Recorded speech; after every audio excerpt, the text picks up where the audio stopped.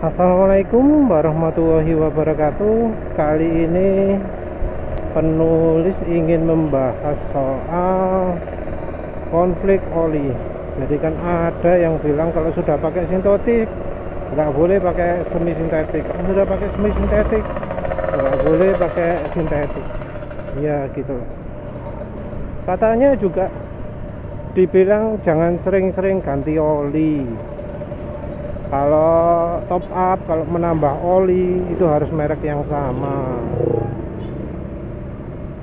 Terus ada juga yang ngomong kalau mencampurkan oli pertama kali itu pasti akan ada reaksi jelek. Ini biasanya yang ngomong dari grup oli ya, ngomongnya kalau coba oli diesel pertama kali itu suara mesin akan kasar karena terjadi konflik aditif packnya, pak gitu, ADPACK nya itu bertabrakan.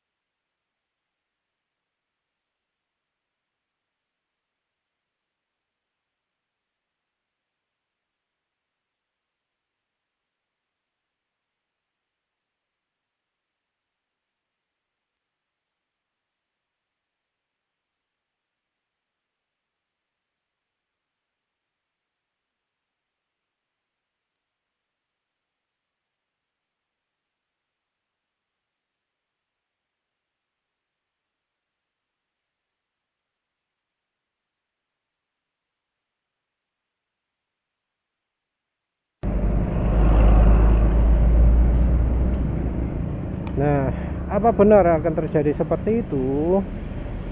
Apa benar terjadi konflik atpak sehingga suara mesin jadi kasar? Kita lihatlah kenyataannya. Oli sebelumnya apa dulu?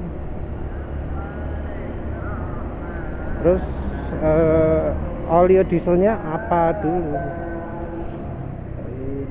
Oli yang sering dipakai itu biasanya oli Rimula, terus oli Meditran, oli apa lagi ya? Kalau Castrol apa ya? Rotella, wes lupa lah. Yang jelas, kalau dari pengalaman yang sudah itu kayaknya banyak yang mengalami suara mesin jadi kasar setelah menggunakan oli diesel. Nah, apa benar ADV packnya itu konflik ya, tabrakan ya, saling bertempur, saling menghancurkan? Penulis di bahasan sebelumnya sudah menjelaskan fungsi-fungsi aditif di oli mesin. Jadi fungsi aditif itu banyak dan mayoritas adalah deterjen, kemudian anti aus. Yang lain-lain banyak, silahkan lihat sendiri videonya ya. Silahkan di skip, dibaca bahasa Inggrisnya kalau ngerti. Ya intinya aditif itu bisa tabrakan, tapi hanya jika salah satu aditif itu berlebihan. Oke, aditif bisa saling mengganggu satu sama lain ya. Jadi misal aditif anti aus akan mengganggu aditif deterjen, terus aditif deterjen akan mengganggu anti karat dan seterusnya. Nah, yang masalah adalah kok disebut oli diesel itu jadi motor yang pakai oli diesel itu pertama kalinya akan kasar suara mesinnya. Terus nggak tahu apa berikutnya akan makin halus atau enggak ngerti.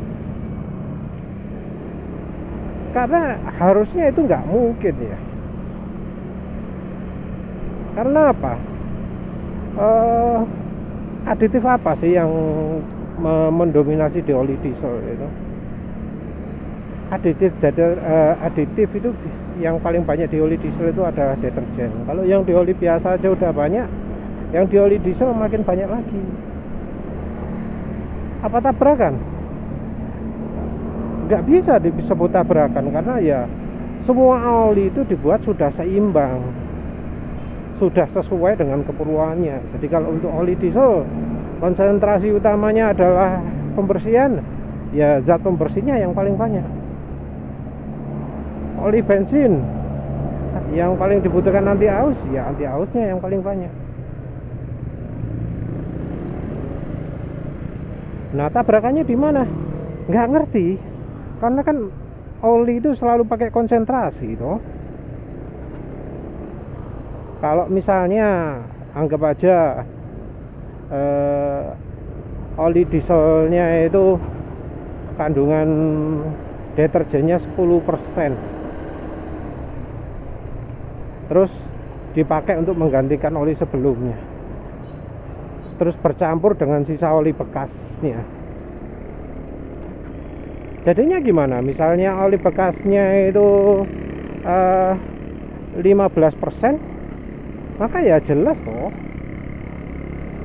kandungan aditif apa namanya tadi, deterjen itu jadi berkurang juga, jadi 8,5% untuk yang dieselnya.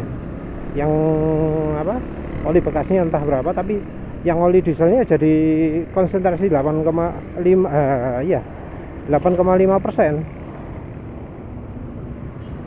Jadi nggak ada rasanya istilah tabrakan gitu loh, karena semua aditifnya seimbang.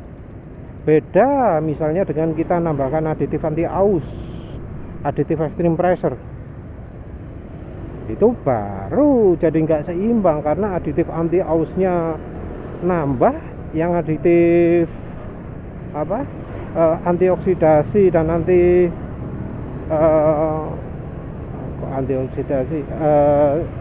antioksidasi dan deterjennya nggak nambah.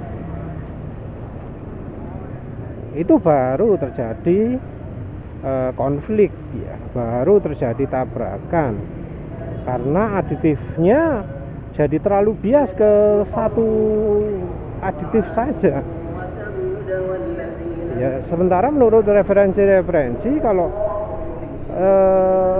terlalu dimaksimalkan di satu sisi, maka sisi lain akan berkurang. Sebenarnya ada penjelasan yang lebih masuk akal lah ya. Anggap aja oli diesel itu terutama karena bebannya berat ya. Nah, kalau bebannya berat, apa kandungan aditif apa yang dibutuhkan oleh oli? Selain dari deterjen karena mesinnya diesel ya. Nah, aditif yang dibutuhkan adalah aditif anti aus, ngoli. ZDDP-nya dikit banget karena jarang terjadi, anggap aja gitu. Yang paling butuh kan di motor. Nah, apa yang terjadi kalau misalnya ZDDP-nya banyak, ZDDP-nya sedikit, molinya banyak, terus film strength-nya itu dari kentalnya ya, kekentalannya agak kurang. Apa yang terjadi?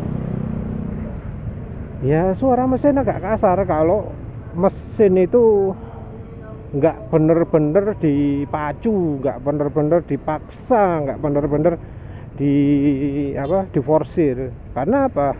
Ya karena aditif anti aus itu bekerjanya butuh waktu, butuh panas, butuh tekanan. Kalau dari testimoni yang sudah pakai aditif anti aus, ada reviewnya beberapa blogger gitu, ngomongnya halusnya setelah 15 menit, setelah berapa kilo gitu kalau dipakai. Jadi kasar ya bisa jadi karena resepnya oli diesel itu nggak cocok dengan resepnya untuk mesin bensin. Jadi bukan karena aditifnya tabrakan, tapi karena aditifnya nggak sesuai, nggak cocok. Suara mesin lebih kasar ya karena aditifnya nggak cocok, makanya nggak bisa halus mesinnya. Jadi nggak cuma pertama aja, seterusnya pun begitu kasar terus karena yaitu tadi aditifnya nggak cocok. Ya jadi ingatlah cerita review Prima XP yang barusan penulis posting itu suara mesin RPM rendah halus itu, tapi sudah dipakai kencang suara mesin kasar. Nah, apa itu terjadi karena adpaknya tabrakan? Enggak, tapi karena ya itu konsentrasi aditifnya itu. Kalau yang masalahnya di Prima XP itu menurut penulis karena aditif viscosity index improver atau viscosity modifier-nya itu kurang bagus, pakai yang agak jelek, tapi ya nggak sejelek punya Shell. Terus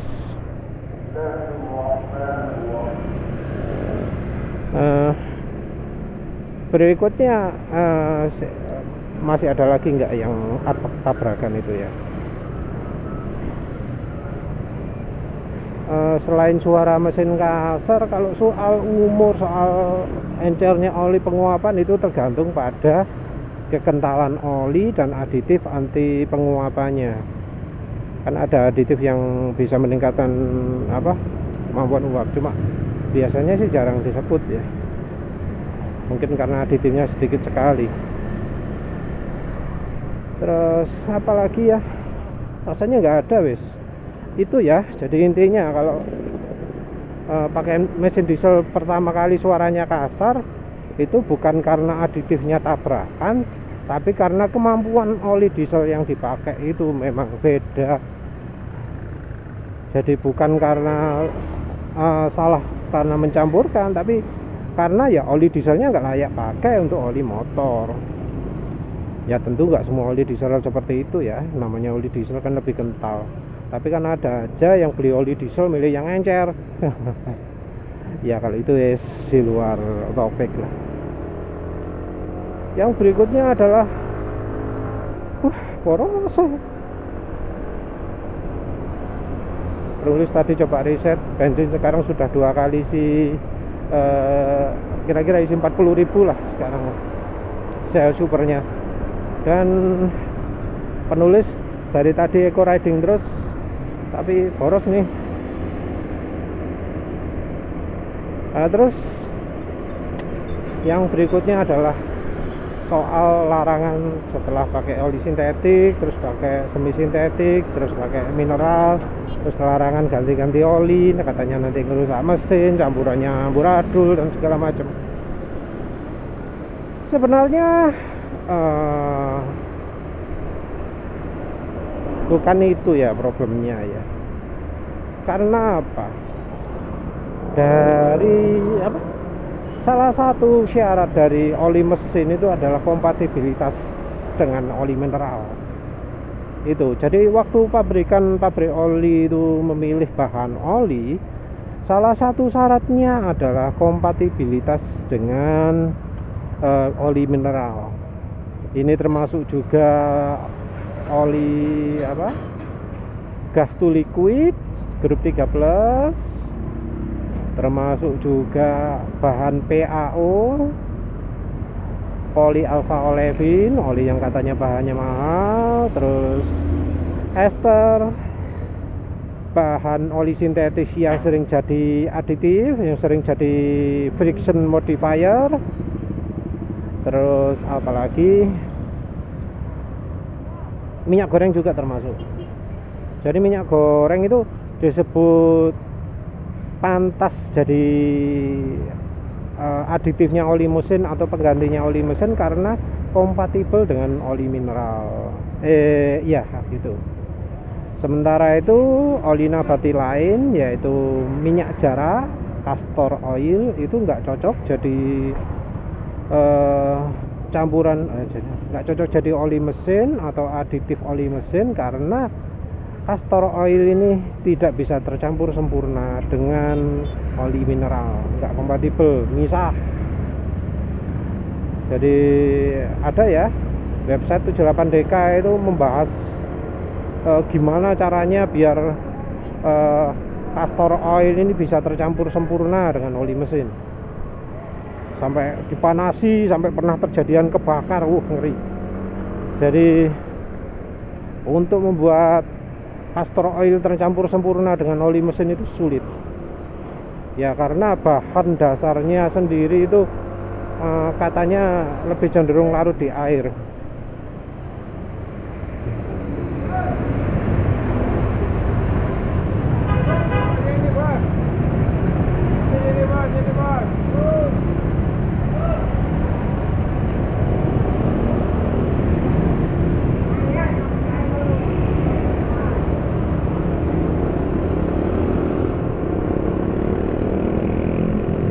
Jadi ya seperti itu.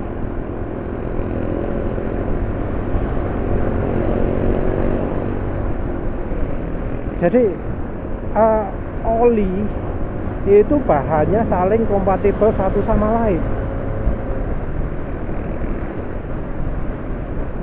Bahannya ya. Terus yang lain-lain itu seperti misalnya aditif itu mungkin ada bedanya antara aditif oli mineral dengan aditif yang dipakai PAU, tapi itu terutama karena PAU itu sulit. Aditif untuk PAU itu butuh yang spesial, bukan karena bahannya mahal, tapi karena PAU nya sendiri bawel, nggak mau menggunakan aditif biasanya, harus menggunakan aditif yang khusus, aditif yang bisa kompatibel dengan PAU. Nah biasanya langkah yang diambil pabrikan untuk membuat PAU ini kompatibel, membuat PAU ini bisa lebih banyak memakai aditif, adalah dengan menambahkan oli mineral. Ya itu salah satunya, entah oli mineral atau oli grup 2 atau oli grup 3 atau pakai ester. Jadi PAO itu salah satu masalahnya adalah yaitu kurang bisa melarutkan aditif. Jadi bukan karena PAO itu bahan spesial aditifnya harus mahal, maksudnya bukan karena harga mahal PAO menuntut pabrikan pakai aditif mahal, enggak, karena aditifnya sendiri cacat produknya, dia nggak bisa sembarangan pakai aditif, terpaksa pakai yang spesial. Belum tentu mahal ya, tapi beda lah ya. Tapi penulis nggak pernah tuh menjumpai larangan untuk mencampur oli kalau itu dari pabrikan. Yang bilang melarang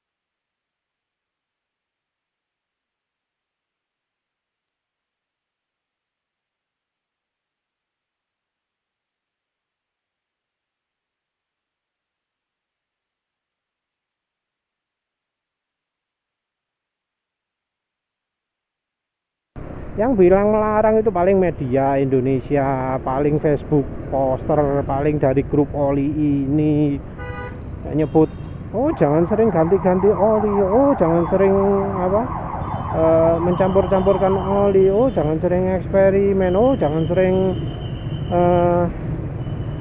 merubah yang sintetik, jangan sering mencampur yang sintetik dengan semi sintetik. Penulis nggak tahu itu orang ngomongnya asalnya dari mana, karena ya penulis itu sangat sering ganti-ganti oli, dari yang mineral, semi sintetik ya wis. Yang PAO belum pernah kali, nggak merasa butuh.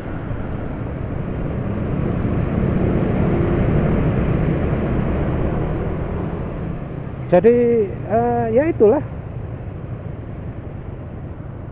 dari pabrikan sendiri bilang no problem kok mencampurkan oli itu.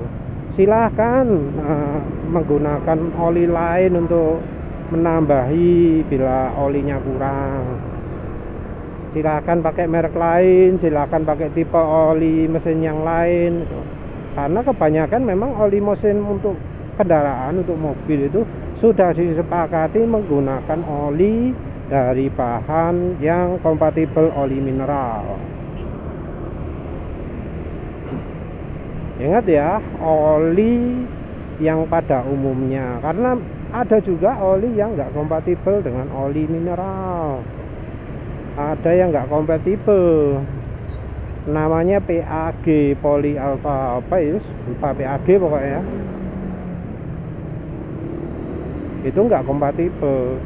Dan ada yang pakai oli seperti ini. Penulis nggak tahu ya, ada juga sih oli yang mengharuskan pemilik kendaraan untuk melakukan engine flush ketika pertama kali ganti oli. Apa itu? Royal Purple. Nah, Royal Purple itu ngomong kalau ganti oli sebaiknya pakai engine flush. Pabrik lain yang juga menyarankan hal yang sama itu AMSOIL. AMSOIL juga menyarankan melakukan engine flush. Engine flushnya juga harus pakai merek mereka, bukan pakai merek ecek-ecek, bukan pakai merek Cina, mereknya nggak jelas gitu. Tujuan mereka untuk menyarankan engine flush karena menurut mereka oli yang lain itu jelek. Jadi dianggap oli yang lain itu meninggalkan sisa-sisa sampah, meninggalkan sisa-sisa endapan-endapan, lumpur oli, kerak-kerak dan seterusnya. Maka mereka menyarankan pakai engine flush. Tapi itu juga nggak harus, karena ya mereka sebut oli mereka itu sudah cukup bagus untuk bisa menghilangkan kerak dan endapan. Cuma disebut alangkah lebih bagus kalau pakai engine flush, pakai pembersih. Nah, sementara kalau orangnya sudah pakai produk mereka, sudah pakai AMSOIL, sudah pakai Royal Purple, mereka nggak pernah menyarankan untuk pakai engine flush itu.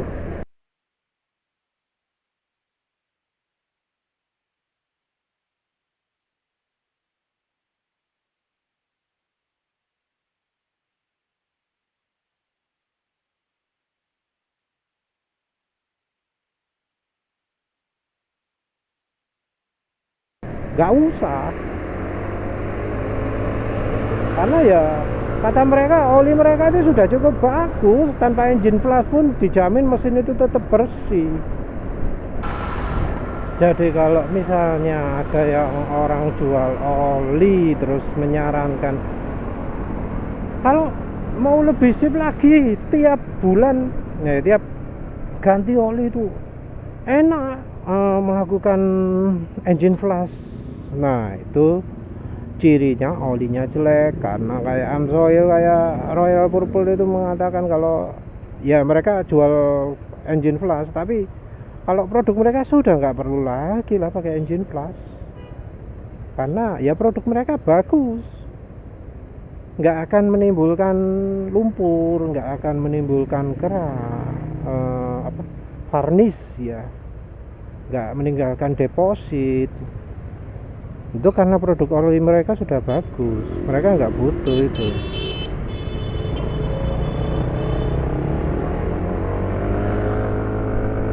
Jadi kalau misalnya ada yang nawari engine plus itu wajib harus waspada dengan olinya. Itu jangan-jangan oli jelek.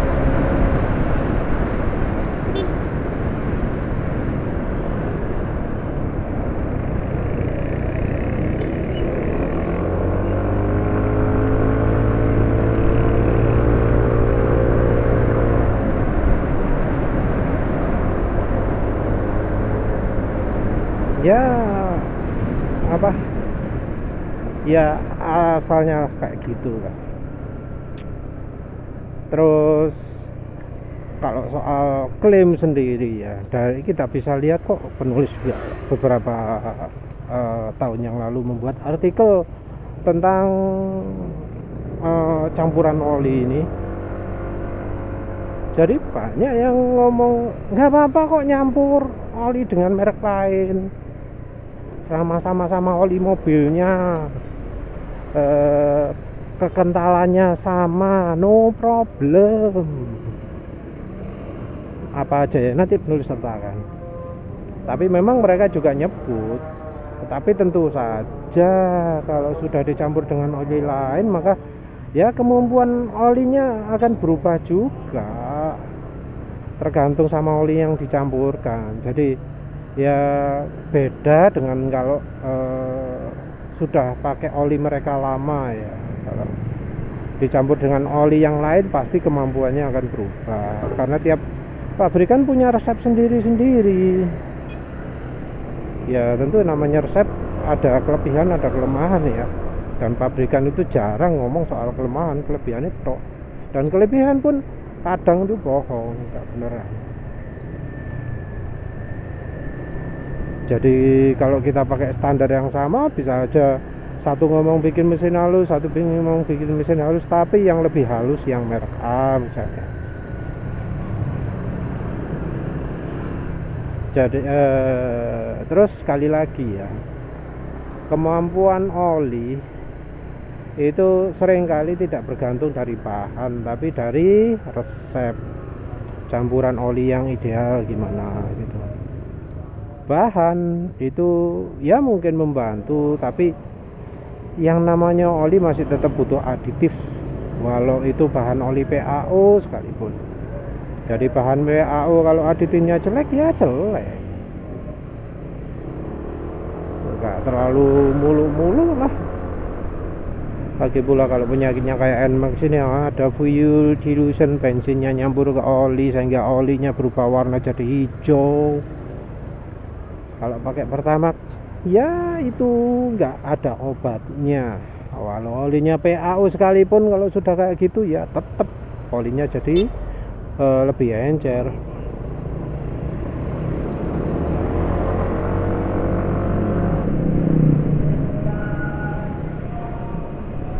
Jadi ya yang diperhatikan itu sebenarnya adalah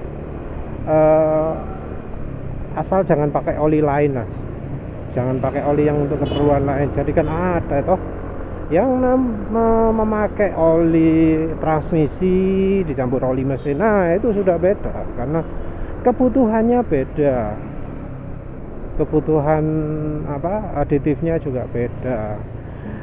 Ya ingat ya yang tadi ya, kalau terlalu banyak aditif tertentu maka aditif yang lain jadi keganggu fungsinya. Kalau oli transmisi itu yang butuh adalah anti aus, sementara itu anti oksidasi nggak perlu karena nggak kelewatan gas pembakaran, nggak kena panasnya mesin, jadi oksidasinya kecil.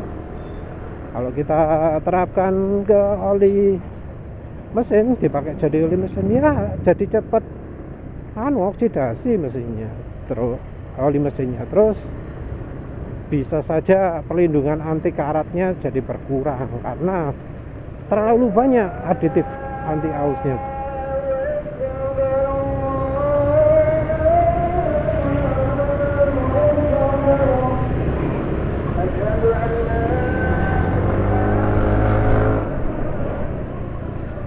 Nah, jadinya ya no problem kok mencampur oli mesin itu, mau beda merek, mau beda tipenya, yang penting tetap oli mesin ya. Kalau oli motor ya tetap oli motor. Yang nggak cocok misalnya kalau pakai oli matic dipakai untuk oli sport, nah itu nggak bisa, karena di oli matic butuh pelicin, dan pelicinnya ini bisa bikin slip kopling. Sementara itu kalau mau pakai oli sport di motor matic ya no problem, oli matic itu bisa terima, karena ya nggak ada koplingnya, malah lebih bebas. Ingat ya, Jaso MA itu standar untuk selip kopling ya, bukan untuk kelicinan mesin. Beda loh ya, beda. Apalagi ya wes itulah, nggak usah terlalu terpengaruh omongan orang, jangan dicampur oli sintetik. Kalau sudah pakai semi sintetik no problem, mau dicampur dioplos nggak masalah, tapi ya harus tahu sendiri lah efeknya. Kalau dicampur berarti kemampuan olinya jadi beda, nggak bisa 100%. Ya harus dicoba sendiri kalau 100% gimana. Makanya oleh karena itu review oli itu harusnya minim 2 kali ganti oli, karena waktu ganti oli pertama itu masih ada 15% oli lama. Nah kalau udah ganti berikutnya kan persentasinya jadi berkurang, kadar oli lamanya jadi lebih sedikit. Berapa itu? 85% kali 15%. Habis bingung.